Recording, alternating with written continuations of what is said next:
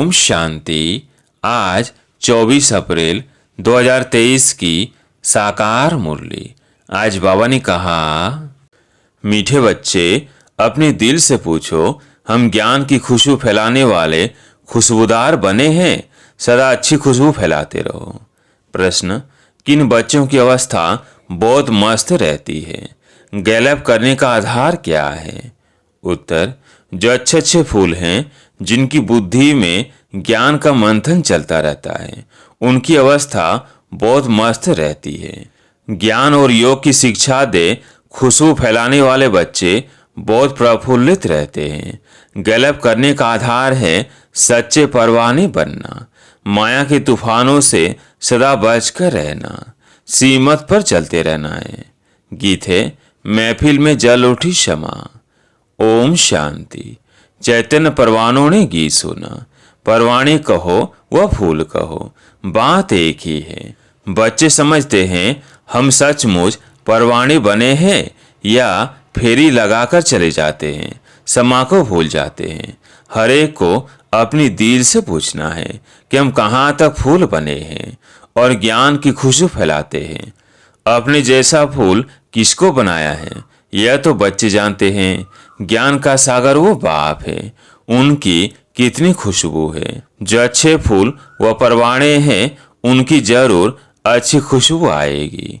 वह सदैव खुश रहेंगे, औरों को भी आप समान फूल व परवाने बनाएंगे। फूल नहीं तो कली बनाएंगे। पूरे परवाने वो है जो जीते जी मरते हैं, बलि चढ़ते हैं अथवा ईश्वरीय औलाद बनते हैं। कोई साहूकार किसी गरीब के बच्चे को गोद में लेते हैं तो बच्चे को उस साहूकार की गोद में आने से फिर वो माँ बाप ही याद आते रहते हैं। फिर गरीब की याद भूल जाएगी।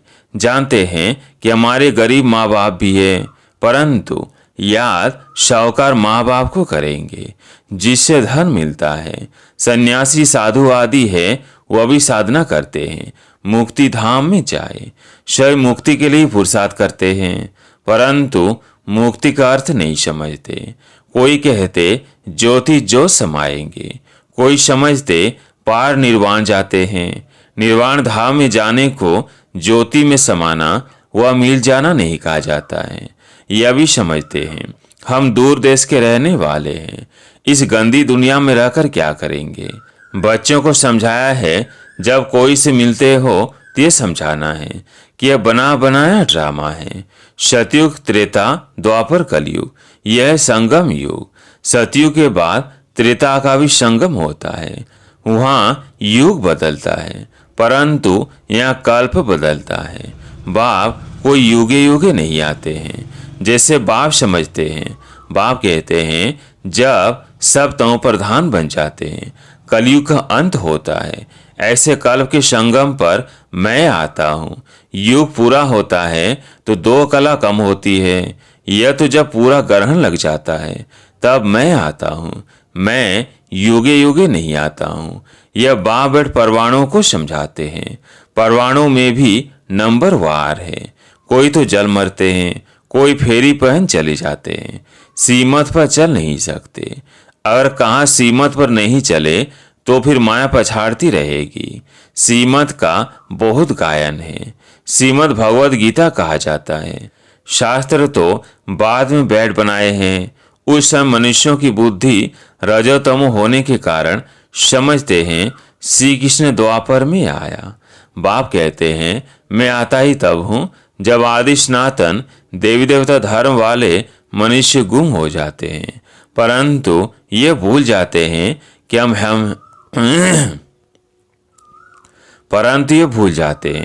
हम ही देवी देवता धर्म वाले थे।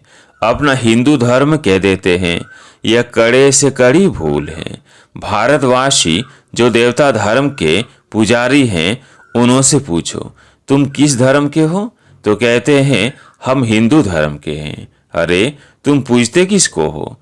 भारतवासी अपने धर्म को ही नहीं जानते। यह भी ड्रामा में नोंद है। जब भूले तब तो फिर से मैं आकर आदि सनातन देवी देवता धर्म की स्थापना करूं। सतयुग में है ही एक धर्म। यह बातें बाप समझाते हैं। जो विश्व के मालिक थे वो खुद ही भूल जाते हैं, तो बाकी औरों की बात ही क्या। ये एक ही बाप है जो आकर दुखधाम से निकाल सुखधाम का मालिक बनाते हैं। तुम कहेंगे अभी हम नर के मालिक हैं, दुनिया को तम प्रधान तो बनना ही है। सब अतीत है, तब तो पावन के आगे जाकर नमस्ते करते हैं। मनुष्य सन्यासियों आदि को गुरु बनाते हैं क्योंकि वो पावन है। समझते हैं गुरु द्वारा पावन नहीं बनेंगे तो सदगति कैसे होगी, परंतु फॉलो तो करते नहीं। गुरु लोग फिर उनको कहते भी नहीं कि तुम फॉलो कहाँ करते हो, पवित्र कहाँ बनते हो। यहाँ तो बाप कहते अगर तुम पावन निर्विकारी बनते हो तो मेरे फॉलोअर्स हो, नहीं बनते हो तो तुम फॉलोअर्स नहीं हो, ऊंच गति को पा नहीं सकेंगे। सन्यासी ऐसे नहीं कहेंगे कि फॉलो करो, नहीं तो सजा खानी पड़ेगी। ये बाप कहते हैं सीमत पर चलो, नहीं तो बहुत त्राही त्राही करना पड़ेगा। वो तो समझते आत्मा निर्लेप है, परंतु नहीं, आत्मा ही सुख दुख देखती है, यह कोई भी समझते नहीं। बाबा बार बार समझाते हैं, बच्चे मंजिल बहुत भारी है। इस समय तुम पुरुषार्थ करते हो जबकि दुखी हो। तुम जानते हो सतयुग में हम बहुत सुखी रहेंगे, वह यह पता नहीं रहेगा कि हमको फिर दुखधाम में जाना है। हम सुख में से आए, कितने जन्म लेंगे कुछ भी नहीं जानते। अभी तुम जानते हो कि ऊंच कौन ठहरे। तुम ईश्वर के औलाद होने के कारण जैसे ईश्वर नॉलेजफुल है, तुम भी नॉलेजफुल ठहरे। अभी तुम ईश्वर के बच्चे हो, देवताएं थोड़ी ईश्वर के बच्चे कहलाएंगे। अभी तुम ईश्वरी औलाद हो, परंतु नंबर वार। कोई तो बड़े मस्त है, समझते हैं हम तो बाबा की मत पर चलते रहते हैं, जितना मत पर चलेंगे उतना श्रेष्ठ बनेंगे। बाप सम्मुख बैठ बच्चों को समझाते हैं, बच्चे देहाभिमान छोड़ो, देही अभिमानी बनो, निरंतर याद करो, परंतु सदैव याद कर नहीं सकेंगे। याद रहेगी नंबरवार पुरुषार्थ अनुसार, सो भी रिजल्ट अंत में निकलेगी। बाप तो है ही सुखदाता, ऐसे नहीं कि दुख भी बाप ही देते हैं। बाप कई बच्चे को दुख नहीं देते, बच्चे अपनी उल्टी चलन से दुख पाते हैं। बाप दुख नहीं दे सकते, कहते हैं हे भगवान बच्चा दो तो कुल वृद्धि को पाएगा। बच्चे को बहुत प्यार करते हैं, बाकी दुख अपने कर्मों का ही पाते हैं। अभी बाप तो बच्चों को बहुत सुखी बनाते हैं, कहते हैं सी मत पर चलो, आसुरी मत पर चलने से तुम दुख पाते हो। बच्चे बाप और टीचर अथवा बड़ों की आज्ञा न मानने से दुखी होते हैं, दुखदायी खुद बनते हैं, माया के बन पड़ते हैं। ईश्वर की मत तुमको अभी मिलती है। ईश्वरी मत की रिजल्ट एक ही जन्म तक चलती है, फिर आधा कल्प माया की मत पर चलते हैं। ईश्वर एक ही बार आकर मत देते हैं, माया तो आधा कल्प से है ही है, मत देती ही रहती है। माया की मत पर चलते 100% दुर्भाग्यशाली बन पड़ते हैं। तो जो अच्छे अच्छे फूल हैं वो इसी खुशी में सदैव मस्त रहेंगे। नंबरवार तो है ना, परवाने कोई तो बाप के बन सीमत पर चल पड़ते हैं। अक्सर करके गरीब ही अपना पूरा पोता में लिखते हैं। साहूकारों को तो डर रहता है कि कहाँ हमारे पैसे न ले लेवे। साहूकारों के लिए बड़ा मुश्किल है। बाप कहते मैं गरीब निवाज हूँ, दान भी हमेशा गरीब को ही किया जाता है।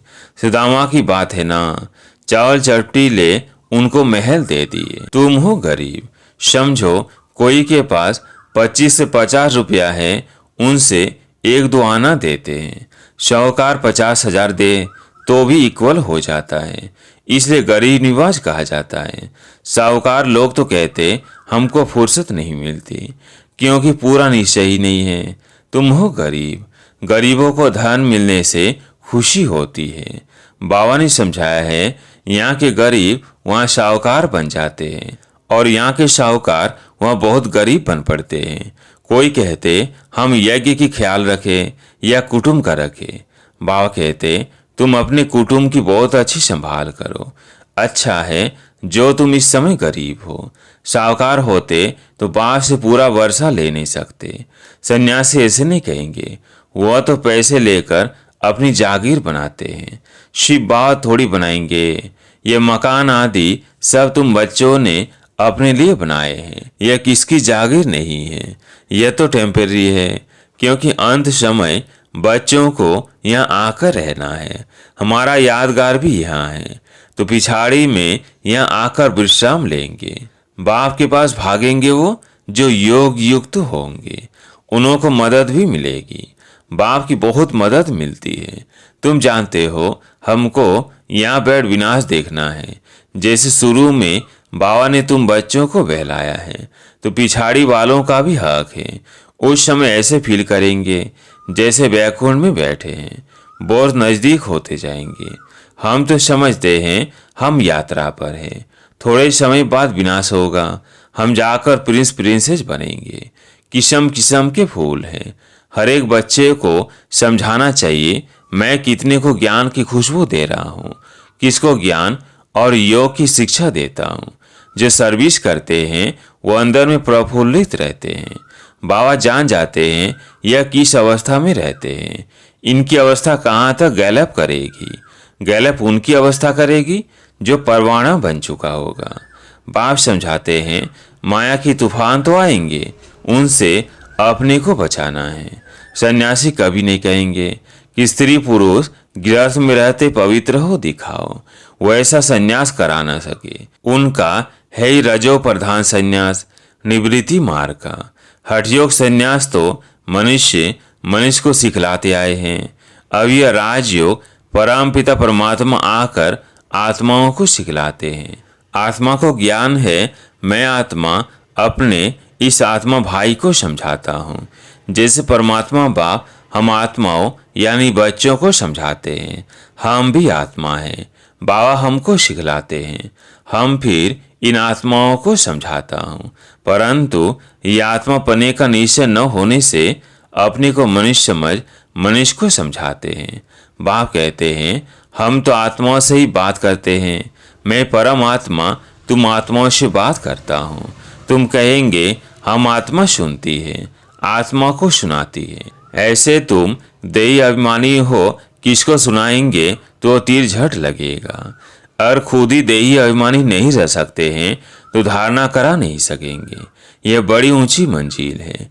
बुद्धि में यह रहना चाहिए हम इन आर्गन से सुनते हैं। बाप कहते हैं हम आत्माओं से बात करते हैं। बच्चे कहेंगे हम आत्माएं बर्दाश्त से बात करते हैं। बाप कहते हैं हम आत्माओं को समझाता हूँ। बाबा का फरमान है बच्चे अशरीरी अर्थात देही अभिमानी बनो, देहाभिमान छोड़ो, मुझे याद करो। यह बुद्धि में आना चाहिए। हम आत्मा से बात करता हूँ न कि शरीर से। भल फीमेल है उनकी भी आत्मा से बात करता हूँ। तुम बच्चे समझते हो हम बाबा के तो बन गए, परंतु नहीं, इसमें बड़ी सूक्ष्म बुद्धि चलती है। मैं आत्मा समझाता हूँ, यह बुद्धि में आता है। ऐसे नहीं कि मैं फलानी को समझाता हूँ, नहीं, यह हमारा भाई है, इनको रास्ता बताना है। यह आत्मा समझ रही है, ऐसे समझो तब आत्मा को तीर लगे। दे को देकर सुनाते हैं तो आत्मा सुनी नहीं है। पहले ही वार्निंग दो, मैं आत्मा से बात करता हूँ। आत्मा को तो न मेल कहेंगे न फीमेल कहेंगे। आत्मा तो न्यारी है। मेल फीमेल शरीर पर नाम पड़ता है। जैसे ब्रह्मा सरस्वती को मेल फीमेल कहेंगे, शंकर पार्वती को मेल फीमेल कहेंगे, शिव बाबा को न मेल न फीमेल कहेंगे। तो बाप आत्माओं को समझाते हैं। यह बड़ी मंजिल है। बाबा की आत्मा इनको समझाती है। आत्मा को इंजेक्शन लगाना है, तब देह अभिमान टूटता है, नहीं तो खुशबू नहीं निकलती है, ताकत नहीं रहती। हम आत्मा से बात करते हैं, आत्मा सुनती है। बाप कहते हैं तुमको वापिस जाना है, इसलिए देही अभिमानी बनो।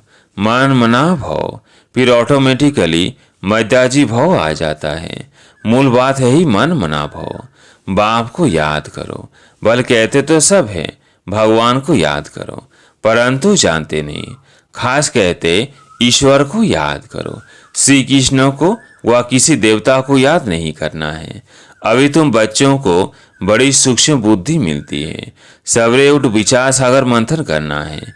दिन में सर्विस करनी है, क्योंकि कर्म योगी हो। लिखा हुआ भी है, नींद को जीतने वाले बनो, रात को जाग कमाई करो। दिन में माया का बड़ा बखेरा है। अमृत वेले वायुमंडल बहुत अच्छा रहता है। बाबा को यह तो लिखते नहीं कि फलाने टाइम पर उठ विचार सागर मंथन करते हैं। इसमें बड़ी मेहनत है। विश्व का मालिक बनते हैं तो जरूर थोड़ी मेहनत तो करनी पड़ेगी। अच्छा, मीठे मीठे सिकिलधे बच्चों प्रति माता पिता बाप दादा का याद प्यार और गुड मॉर्निंग। रूहानी बाप की रूहानी बच्चों को नमस्ते। हम रूहानी बच्चों की रूहानी बाप दादा को याद प्यार गुड मॉर्निंग नमस्ते नमस्ते। धारणा के लिए मुख्य सार। पहला पॉइंट है, देही अभिमानी बनने की मेहनत करनी है। हम आत्मा यानी भाई से बात करता हूँ। आत्मा बोलती है, आत्मा इन आर्गन से सुनती है। यह अभ्यास करना है। दूसरा पॉइंट है, उच्च गति के लिए पावन निर्विकारी बनना है। जीते जी मरकर पूरा परवाना बनना है। आज प्यारे मीठे बाबा का वरदान, एक हिम्मत की विशेषता द्वारा सर्व का सहयोग प्राप्त कर आगे बढ़ने वाली विशेष आत्मा भव। एक हिम्मत की विशेषता द्वारा सर्व का सहयोग प्राप्त कर आगे बढ़ने वाली विशेष आत्मा भव। जो बच्चे हिम्मत रखकर निर्भय होकर आगे बढ़ते हैं, उन्हें बाप की मदद स्वतः मिलती है। हिम्मत की विशेषता से सर्व का सहयोग मिल जाता है। इसी एक विशेषता से अनेक विशेषताएं स्वतः आती जाती हैं।